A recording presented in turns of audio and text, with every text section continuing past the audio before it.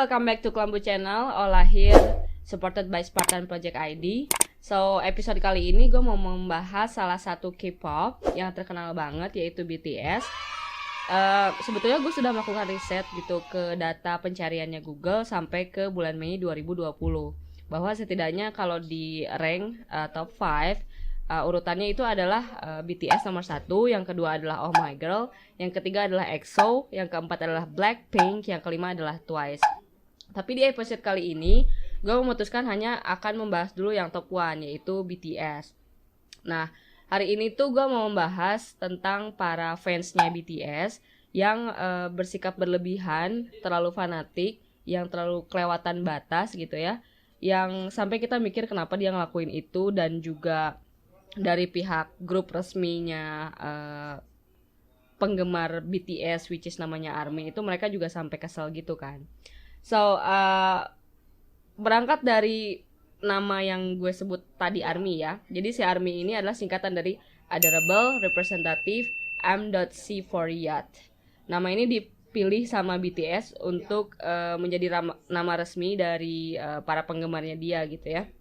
Terus si ARMY ini berdasarkan data 2020 di bulan Agustus itu sudah tercatat lebih dari 18 juta fans yang mendaftarkan diri di seluruh dunia sebagai ARMY-nya BTS.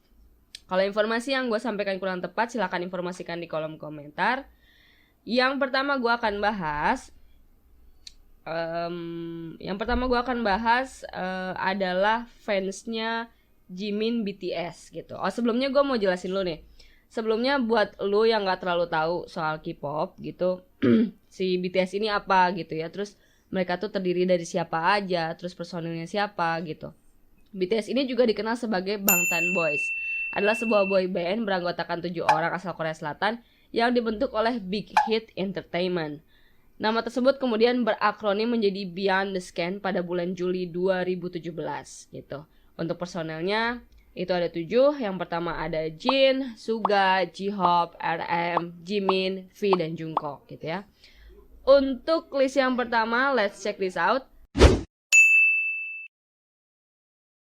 Ada penggemar beratnya Jimin BTS, namanya Oli London.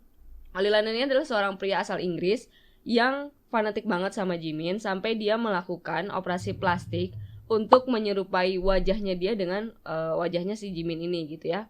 Gak kurang dia melakukan 15 kali operasi untuk membentuk structure semua wajahnya dia. Itu sampai menghabiskan dana 150.000 US dollar atau sekitar 1,5 miliar untuk membentuk wajahnya ini mirip dengan Jimin BTS gitu ya.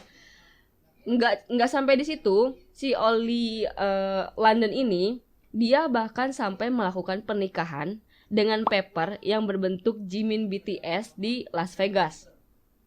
Sampai dikutip oleh Daily Mail, si Oli ini tuh diwawancara gitu kan, gimana perasaan lu setelah lu menikahi Pepper dari Jimin gitu. Terus dia bilang, gue happy banget. Terus dia ngerasa ini hari paling bagus, hari paling indah di hidupnya dia karena dia berhasil menikahi Jimin walaupun dalam bentuk Pepper gitu ya.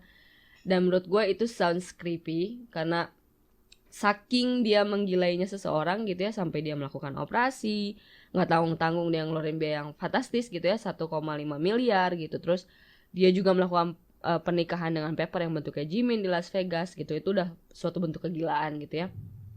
Sebelum lanjut yang kedua, by the way gue mau kasih tahu lu bahwa hari ini gue dapat kiriman kopi ya. Kopinya namanya kopi Lily. Ini yang gue dapetin di ukuran 1 liter. Gue punya kopi Americano dan juga punya strong low fat.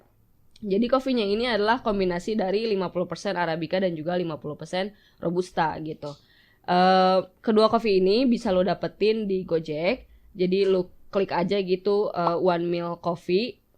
Dia tuh punya 4 varian. Itu ada low fat soft, ada low fat soft. Jadi yang gue sekarang punya adalah low fat strong.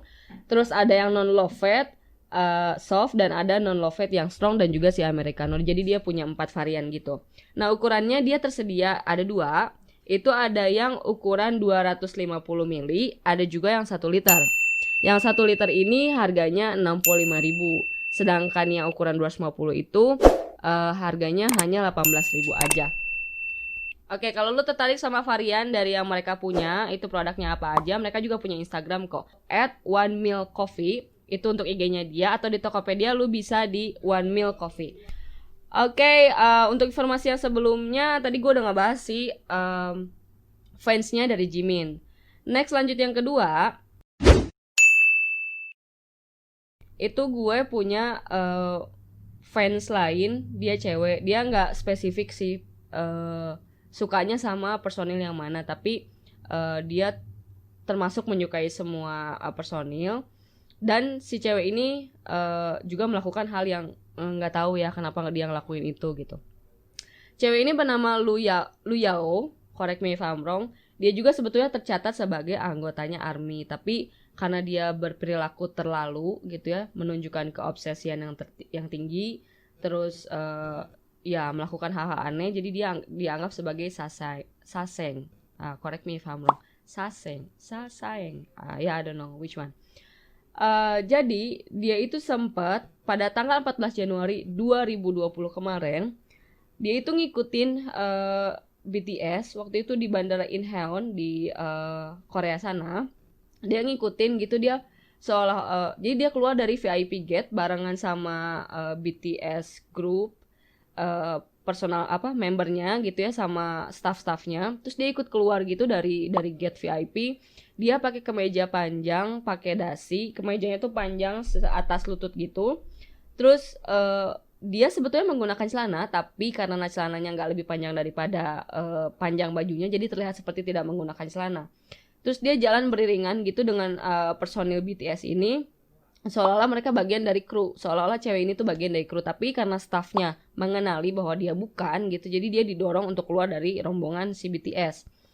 Nah, fans-fans atau para ARMY yang juga ada di sekitar gitu ya, menganggap cewek ini tuh udah lumayan mengganggu gitu ya, karena dia juga nggak tahu siapa, terus dia bertindak terlalu jauh gitu, dan itu bikin para ARMY itu geram. Kenapa sih lo ngelakuin itu? Kenapa lo nggak bisa jadi fans yang biasa aja gitu? Harusnya lo nggak melakukan hal itu, karena itu hal yang memalukan gitu. Dan tanpa ragu tuh dia tetap aja gitu ngikutin rombongan si personil BTS tadi gitu. Terus karena merasakan si para ARMY ini mengusulkan ke Big Hit Entertainment untuk memblacklist Saseng yang sangat mengganggu tersebut, which is si Lu Yao gitu. Jadi dia bilang, bisa gak sih orang-orang kayak gini tuh di blacklist aja gitu, karena itu mencoreng nama baik ARMY yang sebetulnya nggak semuanya kayak gitu kan. Dan itu bikin si personil BTS tuh ngerasa gak nyaman banget, karena orang ini siapa, aneh gitu kan. Oke, kalau informasi yang gue sampaikan kurang tepat, silahkan informasikan di kolom komentar. Dan next, yang ketiga gue punya gak spesifik namanya, tapi kelakuan Saseng yang kali ini, dia itu, jadi kan gini, BTS itu punya official website yang dimana dia memposting jadwal-jadwal kapan dia akan melakukan event. Nah, si Saseng yang satu ini, dia tuh dengan sengaja gitu membeli tiket pesawat yang sama yang digunakan oleh personil BTS tadi. Jadi sebelum sekarang si personil BTS itu memutuskan untuk menggunakan personal jet, karena akhirnya Indian mereka merasa terganggu gitu. Ternyata para fans mereka itu melakukan hal-hal yang di luar batas yang membuat mereka juga merasa ketakutan. Nah, sebelumnya para BTS personil ini dia menggunakan maskapai yang komersil. Jadi dia bergabung dengan banyak orang gitu. Nah, saking fanatiknya si Saseng ini, dia bahkan membeli tiket kursi pesawat yang bersebelahan sama anggota BTS. Terus mereka gak segan untuk take picture dari jauh, dari dekat gitu ya, curi-curi gitu. Dan itu mengganggu banget privasinya dari personel BTS tadi gitu. Salah satu mantan sesang dikenal di YouTube, Sherlisa Zhao, pada Februari 2018 kemarin, dia bahkan ada yang secara gamblang ketika diwawancara oleh YouTube-nya Sherlisa Zhao, itu dia pernah memasukkan hal-hal yang berbau mesum gitu. Jadi anggota BTS-nya ini habis ke toilet, terus dia juga masuk ke toilet itu. Jadi dia seolah bisa menikmati gitu situasi yang ada di toilet itu karena bekasnya dari anggota BTS tadi gitu. Dan ini cenderung keanehan dari orientasi seksual salah satu Saseong yang berhasil diwawancara saat itu, dan itu hal yang gak wajar banget kan, dan ya pasti itu ngeganggu gitu. Terus pengawalnya juga kan jadi bingung kan, antara dia juga harus melindungi si personil BTS itu, tapi juga gak mau terlihat terlalu kaku karena terlalu membatasi klien mereka, tapi ya mereka harus gitu kan. Next, yang keempat, gue punya seorang Saseng. Dia ini cewek, namanya El-chan. Nama El-chan sama Lu ini itu sebetulnya sudah masuk ke daftar ex-member ARMY yang di blacklist untuk gak bisa lagi ikut ke event-eventnya BTS dimanapun berada. Jadi udah segitu dangerousnya mereka sampai manajemennya si BTS ini memutuskan untuk oke, nama-nama ini itu gak bisa untuk masuk ke event mereka. Bahkan ada tim yang memang khusus mengamati bila orang-orang yang terdaftar di list ini tuh sampai tetap coba datang dengan penyamaran. Itu ada gitu. Nah, apa yang dilakukan sama El-chan, jadi El-chan ini ngefans banget sama Suga. Jadi dia tuh nguntit aja kemana si rapper ini pergi gitu. Saking dia ngefansnya, sama seperti yang dilakukan oleh Lu Yao, dia itu suka tiba-tiba muncul gitu di bandara. Dia tahu gitu event-eventnya BTS kan kemana aja. Nah, dia tiba-tiba akan muncul di bandara, terus dia akan take picture. Dia nggak ragu ngeluarin handphonenya dia untuk ngambil gambar Suga dari dekat, bahkan dari jauh juga gitu. Terus dia, karena dia juga notice bahwa para ARMY itu udah tahu siapa dia, kadang dia menyamar gitu untuk ambil gambar itu. Terus dia nggak segan langsung ngeluarin gitu ke Sugo ngambil gambar, padahal kan ada area-area tentu yang memang sudah disediakan untuk para fans ngambil gambar kan, tapi kondisinya saat itu memang bukan tempat untuk ngambil gambar. Jadi si El-chan ini udah di blacklist banget sama para ARMY karena mengganggu kenyamanan daripada personilnya BTS. Suganya juga sampai nggak tahu ya orang ini tuh mau apa gitu, dia juga ngerasa terancam, ngerasa nggak nyaman gitu kan. Next, yang terakhir, gue punya cerita ketika BTS lagi ngadain syuting di Swedia. Jadi ceritanya mereka lagi ada event gitu di sana, dan selesai event itu mereka relax mau istirahat gitu ya di sebuah cafe gitu. Nah, di cafe itu dia kayak nongkrong gitu kan, ngopi-ngopi gitu sama tim yang lain dan juga para staffnya. Terus salah satu staff tuh ada yang ngeh kalau di luar dari tempat mereka stay chill itu di cafe itu ada beberapa saseng yang udah nunggu di luar gitu. Terus si staffnya ini ngingetin untuk para personil BTS kayak oke, kayaknya kita harus pergi gitu, kayaknya kondisinya udah nggak aman karena ada beberapa orang di luar tuh kayaknya udah notice lu tuh siapa gitu. Terus karena juga untuk menjaga kan kenyamanan mereka supaya nggak terganggu sama kehadiran si Sayang tadi kan. Si para Sasayang ini mungkin dia juga notice gitu, kayaknya staffnya si BTS itu sadar deh kalau ada gue gitu. Terus mereka pura-pura kayak agak menjauh gitu dari cafe, terlihat seperti meninggalkan tempat. Ketika si grup personilnya BTS dan para staffnya ini keluar dari cafe itu, mereka berbalik arah dong, ngejar untuk supaya bisa berdekatan gitu, punya personal contact sama grup BTS itu. Entah mereka mau minta foto atau minta tanda tangan atau apa, tapi yang jelas mereka bertindak berlebihan dengan mengejar. Akhirnya kan para staff juga harus ngejaga gitu kan, harus ngejaga, dan hal itu bikin mereka of course nggak nyaman banget. Entah dari mana tahu, tapi para ARMY yang ada di Swedia tuh sampai ngerasa nggak enak gitu, dan mereka bikin video permintaan maaf.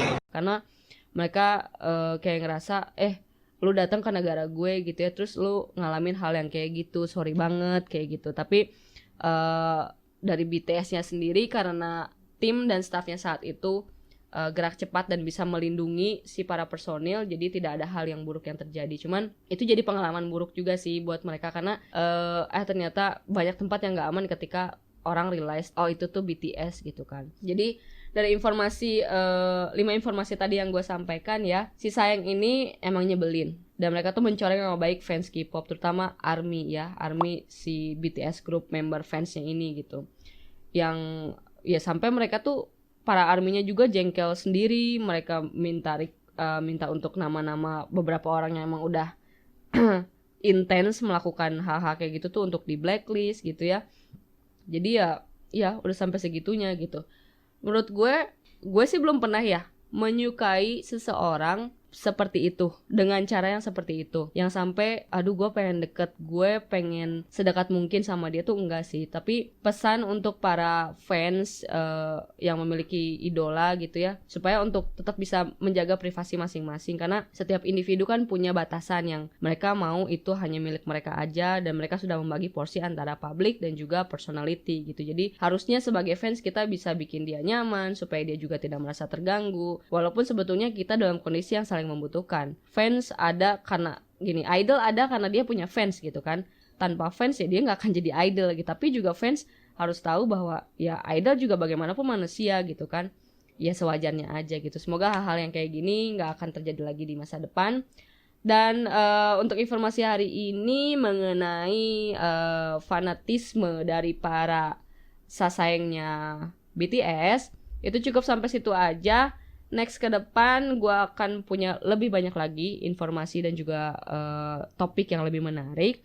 Untuk informasi yang sudah gue sampaikan dan lu merasa itu kurang tepat atau kurang benar, silahkan komen di kolom komentar. Atau lu kalau punya informasi lain yang pengen gue kupas secara personal dan lu ingin gue yang menyampaikan, silahkan juga komen di kolom komentar. Jangan lupa untuk subscribe, jangan lupa untuk komen, jangan lupa untuk share, dan jangan lupa tekan tombol loncengnya, karena itu akan bikin lu selalu notice kapan gue update video-video terbaru mengenai kelambu. So untuk hari ini segitu aja. See you in the next episode. Bye bye.